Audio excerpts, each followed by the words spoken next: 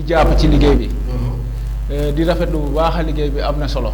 macha allah xam naa buñ ci xuusee ñu gën a waxtaan bu baax a baax. Bamba Faye. ñoo ko jël ubbi place bi nga tuddee ko Bamba Faye Faye frère. yow nga nekk jeune wala ma bëgg a xam yow kañ nga commencé dugg yow ci métier bi. ci métier bi yaakaar naa métier bi dugg naa ci en 2007. 2007. en 2007. ñu ngi koy dooree ci entreprise bu ñuy wax miroir kii médiatorique islamique. bu nekk fan. bu nekk Maris. Maris. bu nekk Maris. te sama patron tudd Mamadou Niang. Mamadou Niang. waaw Maris la nekkoon nekk naa fa normalement lu mat 9 ans si je me trompe pas. 9 ans. 9 ans xaw ma 7 ans. du moins. wax dëgg mu am solo lool mu jàngal ma lépp ba jox ma sama diplôme. maanaam kon yow da nga am diplôme. waaw. ñu jox ma sama diplôme. ñaanal ma ñuy dem xam nga ci chantier yeeg. yow kañ nga jot kay diplôme. sama diplôme maa ngi koy jot 2013. 2013. 2013 waaw. léegi yow nee nga jaar nga ci métier daanaka war nga fa am ay 7 ans ay 8 ans. maanaam ba ma fay balaa kay yow nuy jàll il faut que ñu xool maanaam lan nga ci dund ndax it ku ne métier xam ne métier neexul. surtout yow nga jógee village. ñëw Dakar. voilà fekkoo fi papa. yi fekkoo fi yaay soit ay mag nga fi fekk ak yi rakk. maanaam loolu la demoon yow sa côté. ak ay doom baay. voilà yéen a demee woon xam naa moom mënul neex yëpp. maasala question bi am na solo. te foofu laa la doon xaaree tamit aussi. bu ñu jógee village ñëw Dakar. wax dëgg yàlla ñu ngi sant bu baax a baax yàlla suñu borom lépp moom la aussi. parce que fekk nañ ci suñu doom baay maanaam suñu rakku papa yeeg. waaw seen ak suñu mag yeeg. ñooñu téye ba lépp sotti. wax dëgg yàlla alhamdulilah parce que ñooñu héberger. ñooñu jox lépp daal maanaam. di ñu encourager aussi. kon ñu ngi koy sant yàlla bu baax a baax. amaguñu sax lu leen fayee ñun. mais nag xam naa ne ci kanam tuuti incha allah. xam naa mënuñu leen a fali sax mais xam naa incha allah dinañ leen. Bamba maanaam métier te boo ko waxee ku ne xam ne métier neexul. am métier neexul. xanaa métier yi léegi. voilà kay métier yi léegi sax moom ko desee naa neex soit tamit Bamba bëgg naa tamit yow nga ñëw ci tamit kay bu baax a baax ndax métier. ndax it nettali bi nga koy nettalee noonu ndax Bamba rek xëy rek doon ba ma fayee frère am na ay jaar-jaar yoo xam ne métti na woon nag trop moom muñ ko ndax it yow boo ko muñutoon yow doo yegg si fii voilà te bëgg naa yow nga ñëwal ci gars yi tuuti ñu xam ne maanaam dara xëyul rek sotti quoi. wallaay Aline li nga wax rek moo am. métier xaw ma jékki woo ma jékki sax jaar ci métier menuisier aluminium. jaar naa ci sax ci carrelage. carrelage waaw léegi lan nga tax yow. dégg naa loolu. kon jaar naa sax ci to instant boobu dama doon jàng. bu ma ñëwee vacances. di ànd ak sama gars yi di def carrelage. journée 2500. journée 3000 francs. ndeysaan. yàlla dogal tamit ma am vision boo xamante ne man loolu laa choix man sama choix boobu. la woon mooy menuisier aluminium. ñaari choix laa amoon sax. menuisier aluminium wala plombier. loolu laa choisiroon man. mais ma am yaqin na man menuisier aluminium moo ma gën a attirant man ma topp ko mu jaral ma lu ne nag. parce que wallaahi azim. maris bi ma dooree. dama doon dox maris Medina laa la wax. di ko dox di ko dox nekkul chaque jour ma dama doon tàkk sama daal. waaw booy wàcc tàkk sama training. waaw daw bu ma ñëwee ba ma ni ma centenaire. def sama mouvement. door a egg kër ga. ndeysaan wallaahi azim. may sant bu baax a baax sama papa yu ndaw yi mooy sama rakku papa yi. ñu jàpp ci bu baax a baax. parce que du ma manqué dara ñoom dépense ak lépp ñoo ciy taxaw ñoom. walaay azim ak sama mag yeeg. ndax maanaam Bamba boo gisee kay man ma laaj la loolu. loo nekk ay village waa ci xul ne xam ne yow boo ñëw kay Dakar yi daf fekk yaay daf yëpp fekkee papa yow suñu ñi daal ka ñi yow ñu tax kay man may wax. kon yow boo jógee village yi léegi ma yow da nga doon jàng xam naa sax man naa ñëwaat kay foofu noonu. balaa kay si njàng mi. ndax it que ñoo doon trop ndax lan moo tax yow nga bàyyi jàng. ak yow foo doon jàngee. ak ba année mu nga bàyyi. loolu tam bëgg naa yow nga ñëwaat ko ci tuuti. waaw man lu tax ma gën a bàyyi jàng.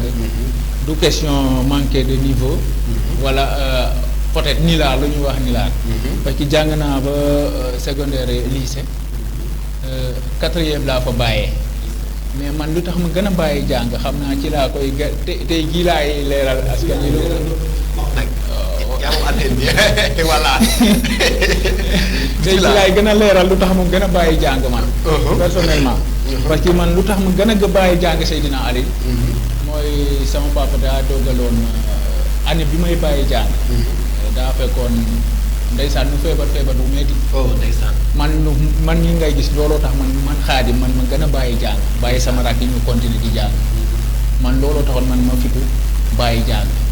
instant bi may bàyyi jàng maa ngi avec sama rakku papa di def carrelage. année bu ñu école bu mu ubbee bu mu tëjee ay 2006 2007 sama papa bu ndaw ne ma sa papa inscrire na la ba pare est-ce que doo dem jàngi ma ne ko garaaw nañ ko bàyyi foofu après bu ñu tabaskee ba pare dinaa dem école. mais instant boobu mënuma jàkkaarloo ak sama papa personnellement parce que instant boobu leer na ma leen man li may sentir man. li may sentir man damaa jàpp ne man maa war a solaat mbubaam man. maanaam rafetewaatal foofu baax na. nga ne yow lan moo tax yow nga bàyyi jàng yow li ngay sentir mooy. li may sentir man. dama jàpp ne sama papa fii mu nekk nii. man maa wala jël mbubaam sol ko. est-ce que xam nga ne loolu noonu yow nit ko am jom rek moo koy sentir. am na ñoo xamante ne absolument mais man Xaadim man looloo tax ma gën a bàyyi jàng. walaay azim. man looloo tax ma gën a bàyyi jàng mais nekkul sax ay ni la wala ay yeneen niveau parce que dafa leer ne man peut-être maay taw bu góor. voilà ba ma yow te bi nga bàyyi jàng gis yow sa morom bi kon nekk di jàng est-ce que loolu xawutoon def yow ci yow tuuti effet. voilà bi ma bàyyee jàng sama morom yi continué nañ di jàng am na sama morom yoo xamante ne tamit aussi bi ma bàyyee jàng ñoom fekk naa leen ñu am ci métier ay 5 ans wala 3 ans. ñu rawee ma lu bari sax. walaay azim. ñi ma bokkaloon néeg yëpp maanaam bokku ne ñu ngi Dakar bokku nekk. ñi ma bokkaloon néeg yëpp Aliou fekk naa leen ñu yor seen métier man ma nekk ci jàng métier mais walaay azim yàlla rek laay waxal. weer bu jotee weer pour fay location. wallaay azim leer na ma leen dinaa bokk yi njëkk a joxe te xamuñu fan laa koy jële to man naa nekkoon tak sa biir wallaay azim ma xam naa que li nga wax bu baax ndeysaan. wallaay azim baax na. looloo taxoon ma gën a bàyyi jàng sama feebaru papa. ndeysaan mais yàlla def na ci sutura bu baax. boo ànd na ak sago mu ngi dox lu ne. maa ngi ciy sant yow te kooku man ma kaa fay mooy sama papa. mooy sama référence man Xaadim aw ma benn référence mooy sama papa. ku ñuy wax Issa Faye wallaay azim. Issa Faye. te ci lu waale ko. wallaay azim sama papa aw ma fayam.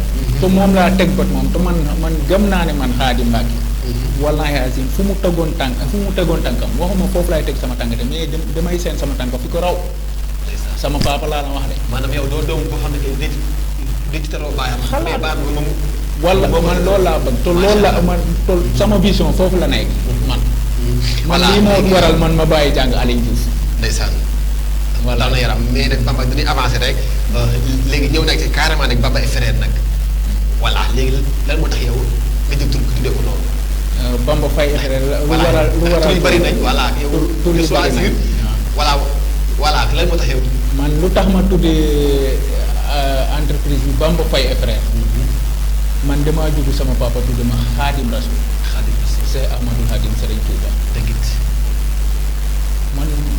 man ma dem ba nekk xale. di dégg turu Serigne Touba mu mel ni man dañ maa yaar ci loxoy Serigne Touba man Xaadim Mbàkke.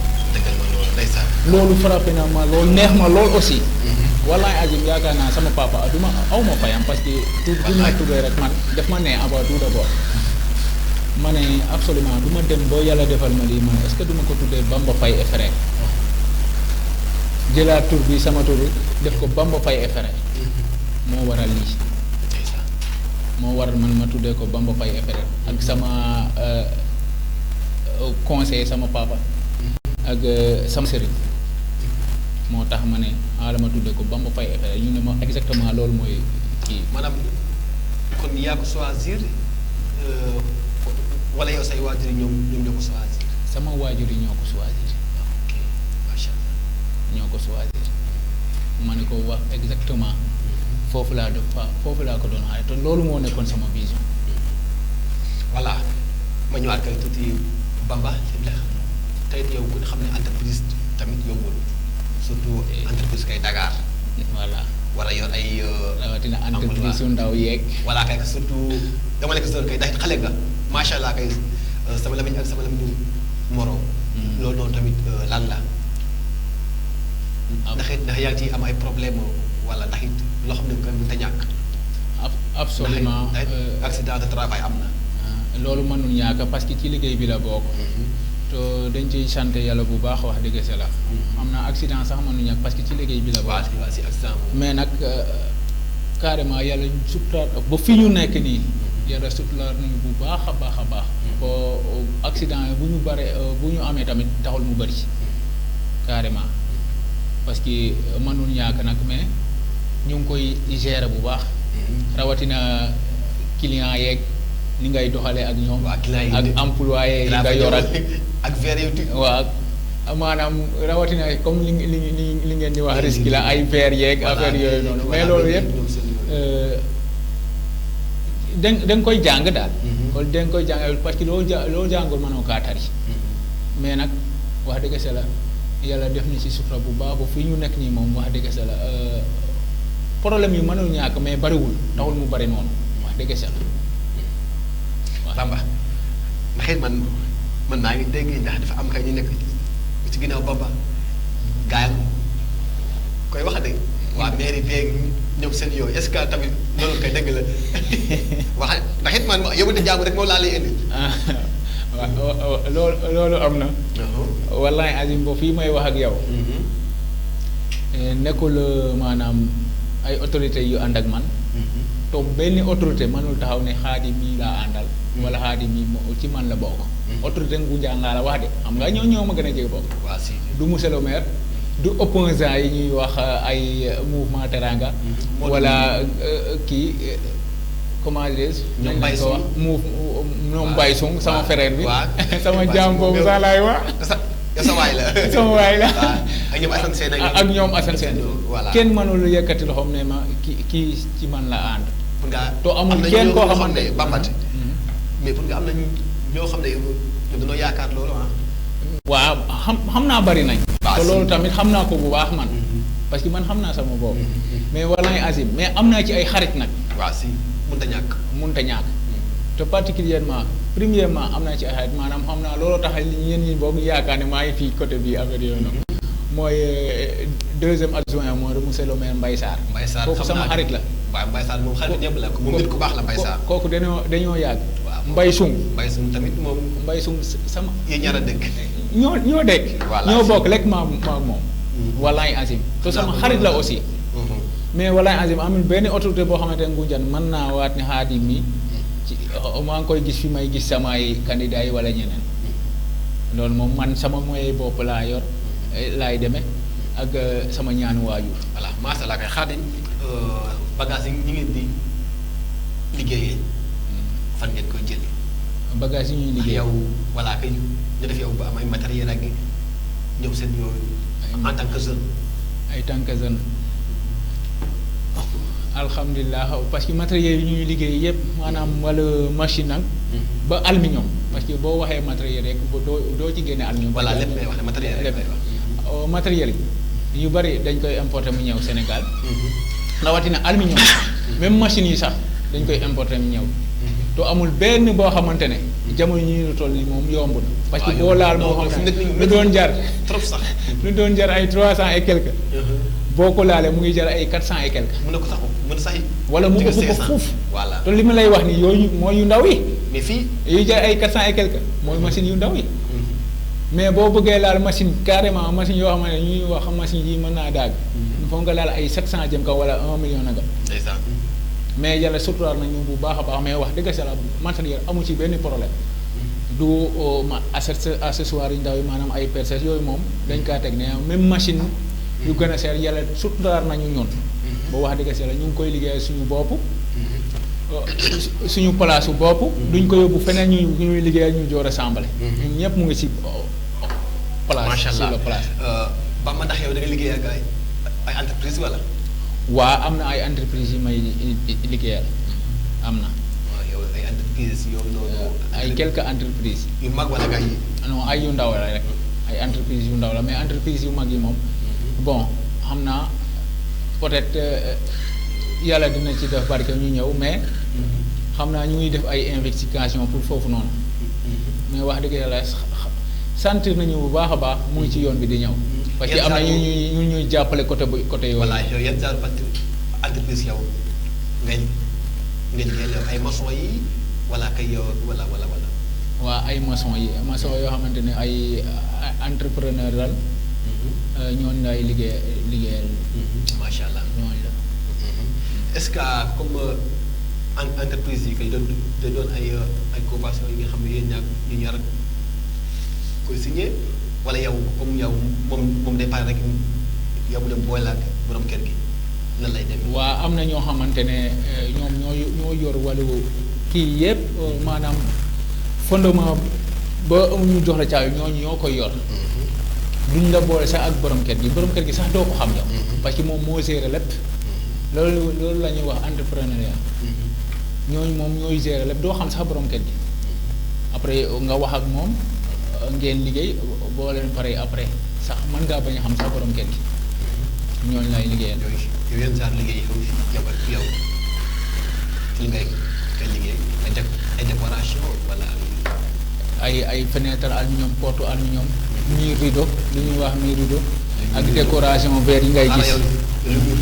mur rideau mooy façade yi ngay gis ay verre kese façade yooyu noonu nga xamante ne verre kese ngay gis. loolu mooy mur rideau. yooyu yëpp dañ koy liggéey. ak décoration verre yoo xamante ne maanaam boo duggee place cloison yeeg ay bureau yeeg affaire yooyu noonu verre am na verre yoo xam ne da ngay gis ñu taf ci toile. décoration yooyu yëpp dañ koy liggéey.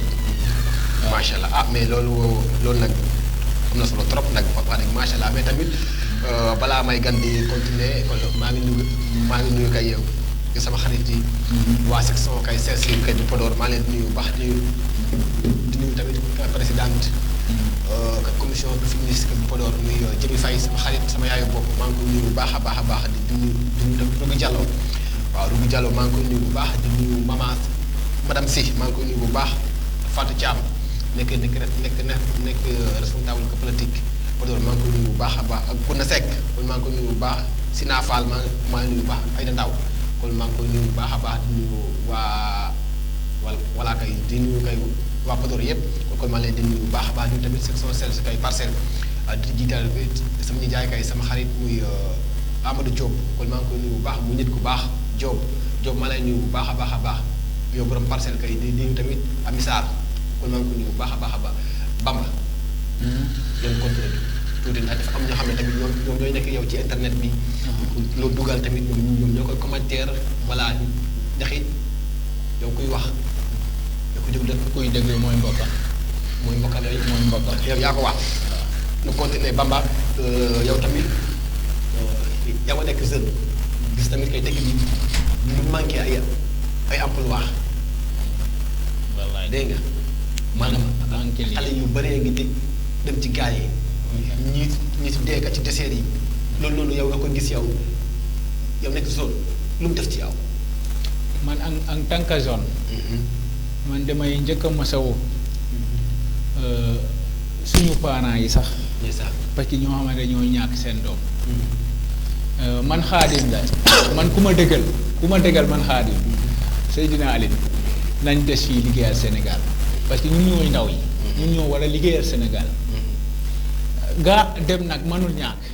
mais en tant que deminam na mënul ñàkk mais en tant que ni ngay demee. mais gaal yi may gis boo suñu mbokk yi sax am na ñoo xam ne sax dañ cee faatu. maa ngi masawu ñu bu baax a baax waa Ngunjaan parce que laal nañ ci. waaw laal nañ ci moom kay fépp la. wallaay fépp la laal. maa ngi bu masawu Sénégal yëpp. mais maa ngi ñaaxaat sama mbokku zone yi. nañ gën a góorgóorlu bu baax a baax ci suñu réew mi mooy Sénégal lu ne mën na fee nekk metti na nag gaa metti na mais nañ gën a góorgóorlu ci suñu métier yi nañ gën a góorgóorlu bu baax ci suñu métier yi te xam ne fii nii loo fi xaar rek dina ñëw loo fi xaar dina ñëw parce que xam naa ne gaal yi moom wax dëgg sal du ma ci conseil kenn du ma jox kenn xaalis ne demal ci gaal yi xalaatu parce que tamit kay Xaadim nekkul tamit gars yi ñoom dañoo amatul kay benn espoir gaa ci dëkk bi quoi. mais Ali Seydina Ali loo amul espoir ci sa dëkk mais yow ngay jël sa 300 000 wala sa 400 et quelques mille. waaw ay 500 000 ay 500 000 ngay dugg ci gaal boo xamante yow leen na yow di nga fa am un minimum une semaine. te géej amul bànqaas comme ni ñu koy waxee. doy na waar doy na waar. Seydina Ali loolu wax dëgg sa la man du ma ko conseil sama benn mbokk rawatina sa sama moromu seen. métti na nag Sénégal métti na bépp métti mais nag nañ gën a góorgóorlu bu baax a baax. tu daal tu gën a liggéeyaat. gën a fonk suñu métier yi nag. rawatina ndaw yi il faut ñu fonk suñu métier il faut ñu ñemee jàng métier. tarbiyu ko carrément foofu. ndaw yi foo ñu ñemee jàng métier Aline Diouf loolu rek moo ji fii. est-ce que moom tamit parce que yaa ngi toog fi nga toog wala nekk fi nga nekk yow jàngoo métier jàngoo jéemoo dem fenn sax pour manœuvre yow ba pare ngay toog fi ngay toog di wax nguur gi moo ma war a defal wala nguur gi moo war a def bi gaa nguur gi ma war naa def mais nag jeune yow boo nekkee ci xele nga doon jeune di nga war a ñeme ñàkk. ma ne xaaral ma dem jànge métier. daguma la sax mais nguur sax bu lay dimbale sax moom yow day fekk yow nga nekk yow ci yoon wi. wallaay nguur bu lay dimbale man de loolu laa xam. man pour man tamit autorité sax bu mu lay dimbale. est-ce que tamit ba ma nekkul tamit kay benn baat bu gars yi kay di wax naan xaalis kenn du ko liggéey dañ ko liggéey. dañ koy liggéey tamit nekkul loolu. man nag absolument man gawuma loolu. man xam nga la. travail algo travail ci travail. toujours travail comme sama président bi nu mu ko doon waaye Ablaye waay. waaw ndeysaan. wallaay. Ali man moom xaalis dañ koy lijjante duñ ko liggéey moom. man gawuma loolu man damaa gëm ne man xaalis dañ koy liggéey. macha allah. mu mën laa jariñ dara yow. mu mën a barkeel aussi. man loolu laa gëm man xaalis. ndeysaan. ñun jeunes yi daal nañ gën a tàppuwaat xam ne xoolal. lépp loo gis day jeex am na loo xamante ne jarul ngay dugg ci gaal wala ngay dee ci ay désert yoo xamante ne nga bàyyi fii sa njaboot. ñuy gën a souffrir nag. parce que yaa ngi dem pour jàppale leen ba pare des fa. donte sax dangaa demoon pour uti. mais nag ak ni ñu koy utee. Seydina Ali nañ gën a ñaaxaat bu baax ñun jeunes yi. est-ce que tamit kay même foo teg la nguur gi wala def tamit. comme ay emploi wala li may faral di dégg ñu koy wax ci journaux yeeg affaire yooyu noonu. yooyu de buñ ko génnee moom yaakaar naa dañuy ci saafara. parce que maa ngi dégg ñuy wax ay emploi des jeunes ak affaire yooyu noonu ñu ciy def ay milliards. mais ba léegi ndaw yaa ngi dem. loolu moo ma jaxal te ba léegi sax gisaguñ dara. mais dañ koy dégg rek. doy na waar moom kay. kon dañ koy dégg rek mais ba léegi gisaguñ dara. ñu ñaax bu baax a baax. autorités yi nañ gën a jàpp ci yooyu xëyu ndaw yi nañ ci gën a jàpp. parce que nag ndaw Sénégal yaa ngi jeex de. Seydina Ali doy na waar de. parce que sama mbokk yi dëkk comment dire ten géej xaw ma kii bari. lu xew foofu métti na Seydina Ali ay 50 et quelques personnes ndekk même localité. ay 50 loolu métti na. mais loolu fan nañu jëm Seydina Ali loolu moo ma yee man. en tant que jeune boo xamante ne moo war a taxaw réew mi ëllëg. ñoom ñëpp dem nañ ñii di faatu boo xamante ne c'est pas possible. nañ gën a tàkkuwaat gën a ñaaxaat bu baax a baax to respecté xoolal suñu Sénégal bi ñu nekk. gaa metti na nag. mais nañ gën a tàkkuwaat carrément xam ne loo fi xaar rek dina la fi fekk. man loolu laay gën a ñaax sama mbokku jeunes yi. en tout cas kay doon na waar. torop dinaa si ñëwaat torop. xëy na moom loolu kay day point boo xam ne sax bu yee mooy actualité Seydina Ali. émission. pour man nag nguur gi war naa def ay benn politique pour jàppale leen comme yow sa genre yi nga xam ne ay jeunes entrepreneur la maanaam yow nga indiloon sax ay financement jox la mais tamit Bamba bu fekkee yow da ngay fekki benn jeune boo xam ne xëyul fenn. nga ñëw kii financé ay 400 000 mais kon yow. mooy loolu est-ce que. kooku sax du ko doy de. non yow est-ce que dëgg ko ba sax kii naar bi. yaa ko wax de kon yaa ko wax de. en tout cas kii kon yaa ko wax de est-ce que tamit Bamba kay nguur gaa ngi liggéey ak yéen wala comme ay financement. côté boobu nguur gi dafa des lu bëree bëri. ay côté financement ndaw yi. dañ ngay dégg financement ndaw yi dañ koy joxe foo xamante ne. du foofu daal du sax foofu noonu. non. parce que da ngay gis ay jeunes entrepreneurs yoo xamante ne. da lay leer na ñii. wallaahi Azim Seydina Ali. boo leen joxoon quelques financements. am na jeunes yu bëri yoo xamante ni ngay gis ndax ñuy dem fa. wallaahi Azim yeneen financement yoo xamante ni man bu tegu woon sama loxo. wallaahi Azim man. ci ñuy dem mën naa cee jàpp ñu bari man. dugal ko ci sama entreprise man. ñuy liggéey ñeeg ay fonctionnaires. mais loolu côté boobu nguur gi dafa des lu bari parce que da ngay dégg ay financement te financement yi ñu ngi koy jox doo xam sax fu mu jaar. non. parce que yaa ngi gis koo xamante ne leer na ne kii. yorul amul sax xam-xamul lii. moom daa toog rek. maanaam am na maanaam ay bras droit yoo xamante ne mën naa jot ci financement boobu nga jox ko taw moom. xamul métier sax jàngu ko moom. jàngul sax. lu ñuy wax école. nga koy jox ay financement fu mu koy jëmee.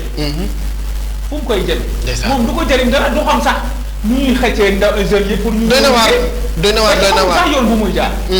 kon loolu absolument loolu pour man jëriñu société bi dara. financement da nga koy joxe fi fu mu war a nekk. ak fu mu yellool. man loolu laa gëm man. mais wallahi azim am na entreprise yu ndaw yoo xamante ne Seydina Ali ñu mel ni man bokk. wallahi azim ay quelques financement bu ñu ko doon ñu. wallahi est-ce que tamit Bamba ndax est-ce que yéen tamit yéen a ngi dox ci financement ndax yéen financement ak yow du fekk si kenn est-ce que yéen a ngi ciy dox. ñu ngi ciy dox guddeeg bëccëg.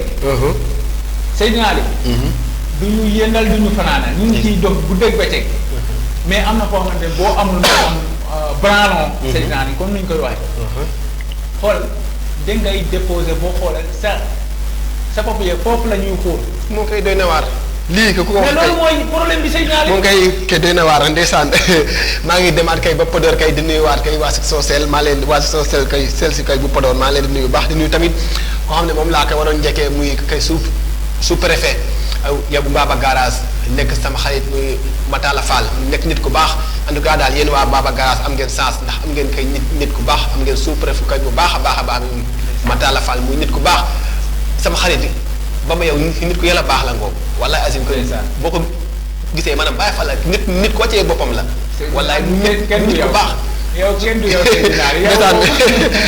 di nuyu waale tamit Moussa Tall kay maa lay nuyu bu baax a baax ak ñoom SG maa lay nuyu bu baax a baax di nuyu ko Omar Ba yow tamit maa lay nuyu bu baax ñun ay nit yu baax lañ ndeysaan koy waa Podor laay. macha allah en tout cas daal Bamba Sénégal yi am na ay nit yu baax.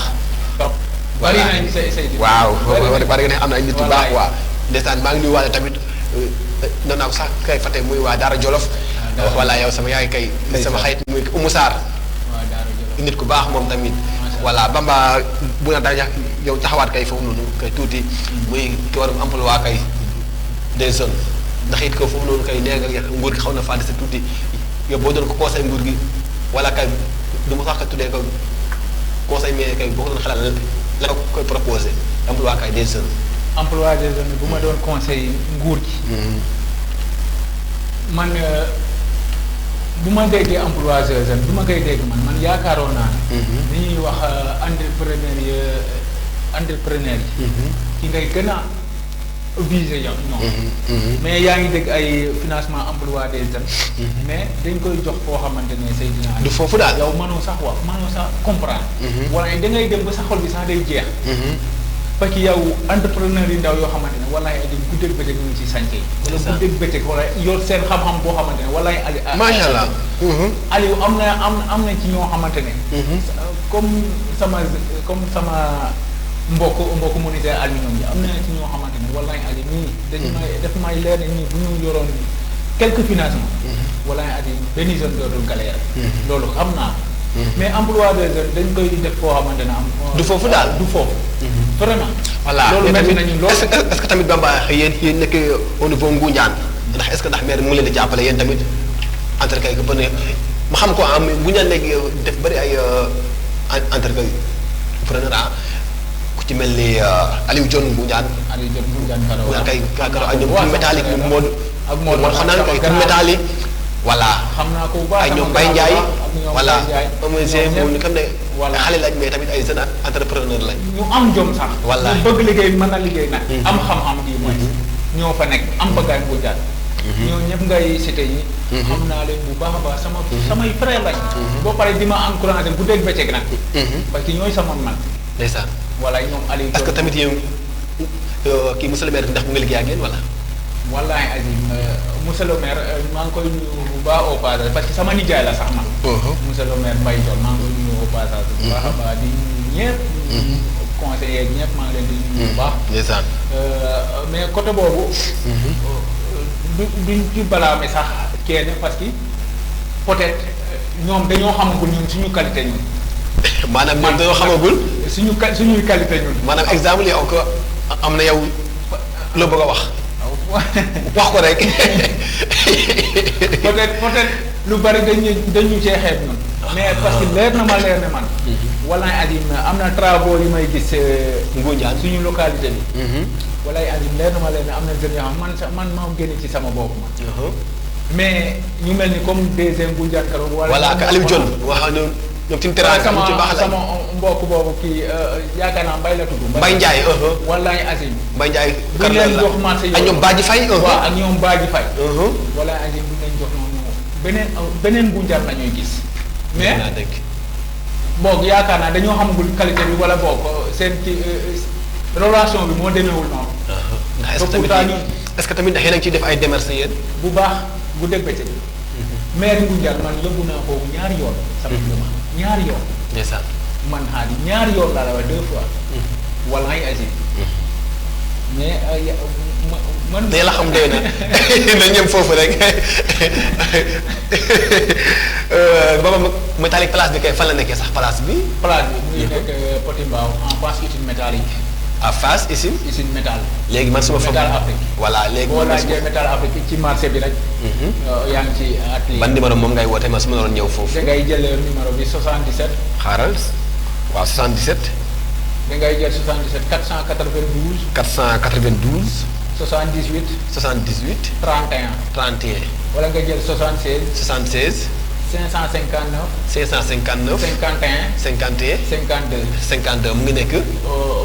Petit Mbao en face usine métal bi. ok mais tamit balaa may jël foofu que nuyuwaale rek xalifa ak maa ngi nuyu jabaram jatu. maa ngi nuyu bu baax a baax. xalifa sama frère. sama xarit xalifa. waaw. ak soxnaam Seeri Jatu. voilà nit yu baax lañ dèjà ñoo waa nit yu baax la. wallaay xalifa. chaque jour wala day romb atelier di ma conseillé. ndeysaan wallaay Aziz moom nit ku baax la wallaay Aziz wala. bokk na ci ñi ma jox sanc bu mag. foofu noonu Petit Mbao moom nit ku baax la mu xalifa moom. xalifa jabaram boobu mu dëkk nii boobu mu dëkk nii. man nii maa ko liggéey. jabaram jatu man ak moom kay gis nga li tubaab bi di naan longtemps mooy indi lonkante. man ak jabaram jatu maa moom dëmm la kay du tey. nit ku baax. moo tax jatu. maa ngi nuyu kay bu baax a baax ñoom nit yu baax lañ. wallaay nit yu baax lañ. waa kër googu nit yu baax lañ. man maa ci xam nga. wallaay nit yu baax lañ. vraiment nit ku baax. oyof. ndeysaan. xam naa émission baa ngi waaj a jëm si jeex ndax it. macha allah. booba léegi maa ngi gis ñu lay woo kay téléphone ci liggéey la. voilà ku ci mel ni kii yow sa tubaab bi. tur bi nataal ndeysaan. nataal yi. moom daa mel ni moom sa partenaire la. moom sama partenaire la bu baax. yan saa liggéey nga ngeen di liggéey. nga nuyuwaale ko. maa ngi koy nuyu bu baax a baax. nataal wax dëgg la jàpp ña ci bu baax a baax. ndeysaan ndeysaan. sama benn frère rek moo ma boole woon ak moom. ndeysaan mais bu mu jàppee ba léegi bàyyiwul. wallaay Aziz. ndeysaan moom wax dëgg macha allah. maa ngi koy nuyu bu baax a baax a baax. ba sant yaa ngi dox. alhamdulilah wax dëgg mu ngi ñëw ndànk-ndànk. mu ngi mas ndànk. gars yi nee nañ. yàlla xeeb dolli yàlla kay xeeb dolli. yàlla xeeb dolli. bu ñun ñëpp ñu jëriñu ci Seydina. amiin waay. wallaay du ñàkk tamit. rawatina waa Ngunjaan. voilà kii si ay ñoom bu ko fàttee Mbaytin Mbay Bele. sama papa ji Mbaytin. sa waay Bada Diouf sama xarit. Bada Diouf. kooku wax kooku moom Adama Bele ko fari Bada Diouf moom kooku moom Adama man sama papa ji bu baax a baax Mbaytin. sama frère sama xarit Mbaytin sama xarit nit ku baax. voilà ndeysaan. bëgg xale yi nag. di conseil bu dëgg bëccëg Mbaytin. maa ngi nuyu bu baax a baax encore une fois de plus Daouda Sow Faye. Daouda Sow Faye sama xarit la. ndeysaan Daouda ko nuyu bu baax a baax. di nuyu ñëpp bu ma limee rek damay jóg. mais itam di ñàkk ni ngay tamit yow nga maasaale rek ñenn ñi ak ñi nga bàyyi place ba yow sa frère bi. absolument maa ngi nuyu bu baax a baax. ñoom Serigne Salim ñi ma bàyyi ci place ba. ndeysaan. ñoom Issa. ñoom Moustapha. ñoom Khalifa yëpp maa ngi leen di nuyu bu baax a baax. parce que bu ma toogee fii tey ñoo ma nekkal fale. ndeysaan. wallaahi di nekk ci waa ji suba ak ngoon. ndax mu doon nekk fet. ndax mënumaa nekk fépp. gis nga lii tuuti. voilà mënumaa nekk fenn toll ñu foofu di door seen waar carrément. ndeysaan macha allah maa leen di nuyu bu baax a baax di leen gën a encouragé jàpp bañ a bàyyi. wallaahi aji nit yu baax lañ. boo yéene bi ma am man ci ñoom yàlla matali ko bu baax. di nuyu bu baax a baax di la sant nag Seydina Ali parce que aw ma sa fay. yow sama waay nga yow sama waay nga nit koo xamante ne moom kaay ñu jariñu moom ku la koy wax. kooku amoo fayam. Bamba to gis naa bu baax sa liggéey aussi. Bamba yow sama waay nga man ak yow. carrément du lii. wax dëgg salaam mais yal na yàlla xeb doole ñu. amiin waay amiin ñu ñuy dégg feneen lu dul sax fii nii. amiin amiin yàlla mën na ko loolu xam naa yàlla dina ko def incha allah. yàlla mën na ko yàlla mën na ko tuuti yàlla na ko def ndax it. yow ku baax nga. yow ku baax nga kon maa ngi nuyu tamit les jeunes de Abdoulaye Guissé voilà bu Pikine maa leen nuyu bu baax di nuyu tamit sama rakk bopp muy Mame Beuteur Thiat Mame Beuteur maa ngi koy nuyu bu baax a baax di nuyu tamit Paul Diedhiou nekk responsable politique Pikine maa ngi koy nuyu bu baax di nuyu tamit sama yaay kay sama xarit muy Aïssa Doucouré wala maa ngi koy nuyu bu baax di nuyu tamit dem kay ba Maroc di nuyu tamit kay sama jigéen kay yow sama xarit muy Soxna May voilà kay madame Mbaye seedi Cheikh Baye Fall maa ngi ko nuyu bu baax a baax di nuyu ñëpp. voilà xam naa li yàlla indiloon tey ci émission yaay kan ba beneen mardi incha allah rabika ak beneen numéro.